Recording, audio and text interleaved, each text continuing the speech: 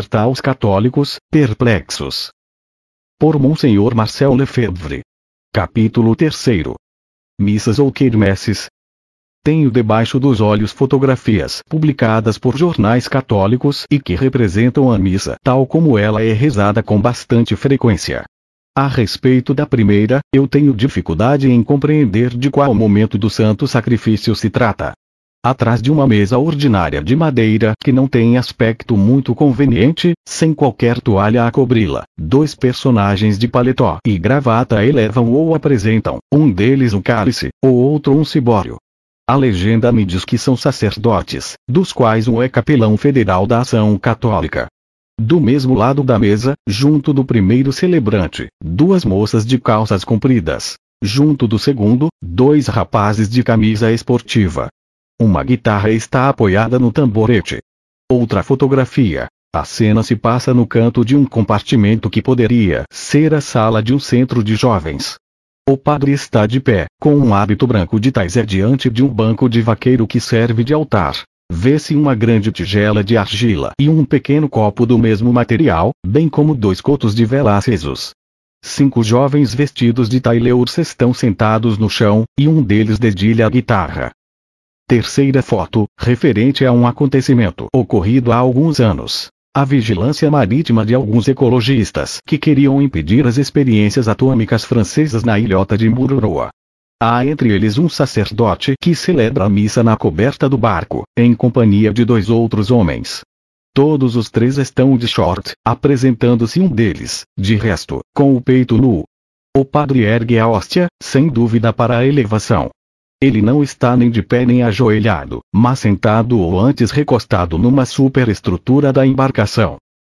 Um traço comum se depreende destas imagens escandalosas. A Eucaristia foi rebaixada ao nível de um ato corriqueiro, na vulgaridade do ambiente, dos instrumentos utilizados, das atitudes, dos trajes.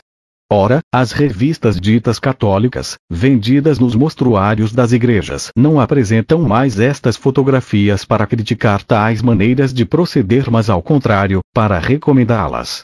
Lavie julga mesmo que isso não é suficiente. Utilizando, conforme o seu hábito, trechos de cartas de leitores para dizer o que ela pensa sem se comprometer, escreve: a reforma litúrgica deveria ir mais longe, as repetições desnecessárias, as fórmulas sempre repisadas, toda esta ordenação freia uma verdadeira criatividade. O que deveria ser a missa? O seguinte: nossos problemas são múltiplos, nossas dificuldades crescem e a igreja parece estar ausente. Frequentemente se sai da missa enfadado. Há como um deslocamento entre nossa vida, nossas preocupações do momento, e o que se nos propõe a viver no domingo. Certamente se sai enfadado de uma missa que se esforçou em descer ao nível dos homens em lugar de elevá-los para Deus e que, mal compreendida, não permite superar os problemas. O encorajamento a ir ainda mais longe traduz uma vontade deliberada de destruir o sagrado.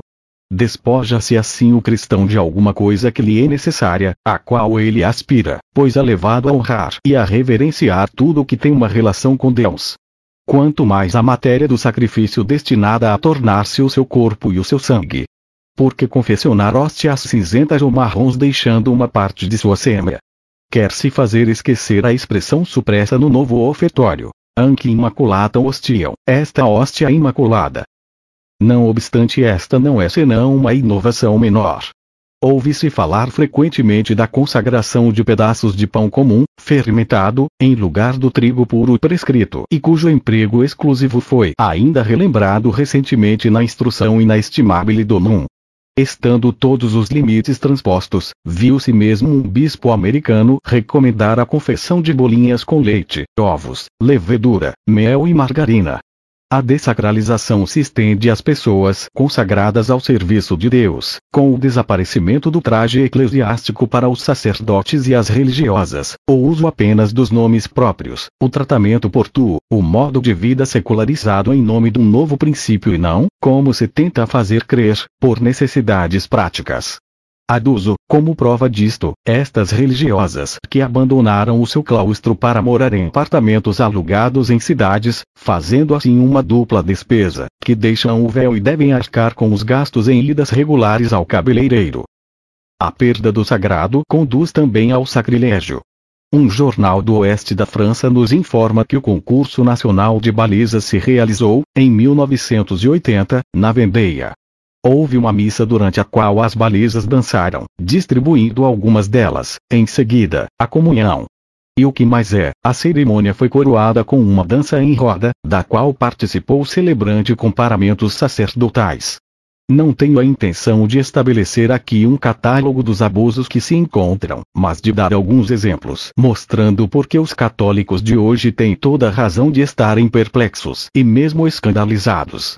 Não revelo nenhum segredo, a própria televisão se encarrega de difundir nos lares, durante a emissão de domingo de manhã, a desenvoltura inadmissível que bispos ostentam publicamente em relação ao corpo de Cristo, como nesta missa televisionada de 22 de novembro de 1981, na qual o cibório foi substituído por cestos que os fiéis passavam uns para os outros e que acabaram por serem postos no chão com o que restava das sagradas espécies. Em Poitiers, na sexta-feira santa do mesmo ano, uma concelebração com grande aparato consistiu em consagrar promiscuamente pães e pichés de vinho sobre mesas aonde cada um se vinha servir. Os concertos de música profana organizados nas igrejas são agora generalizados. Aceita-se mesmo emprestar os lugares de culto para audições de música rock, com todos os excessos que elas acarretam habitualmente.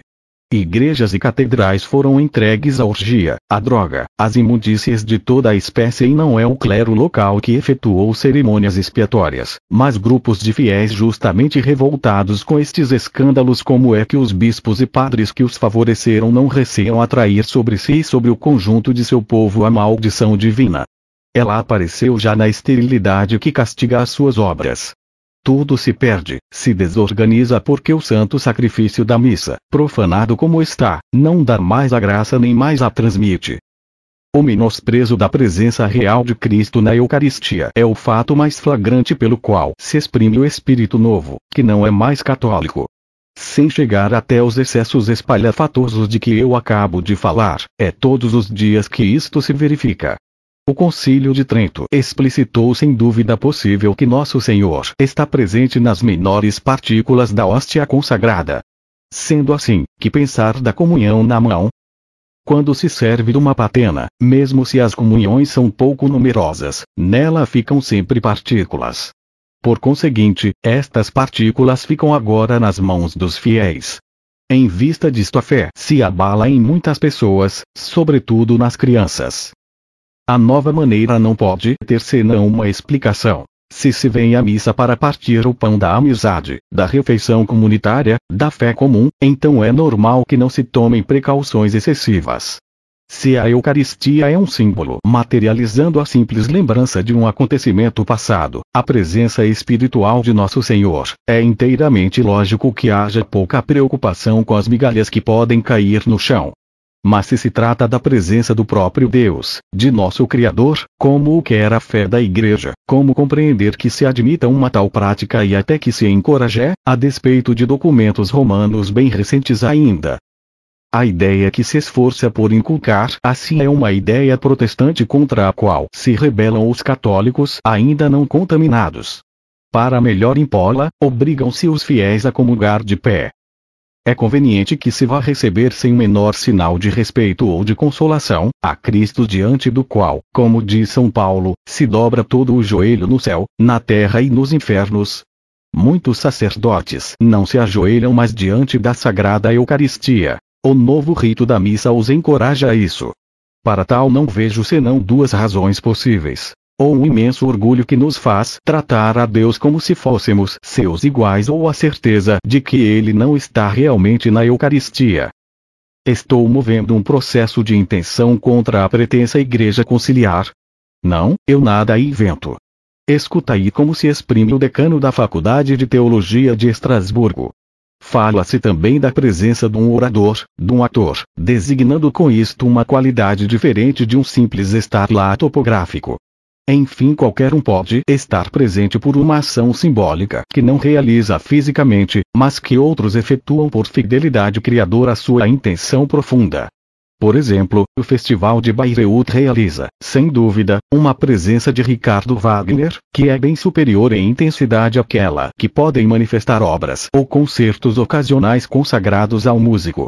É nesta última perspectiva que convém situar a presença eucarística de Cristo. Comparar a missa ao Festival de Bayreuth.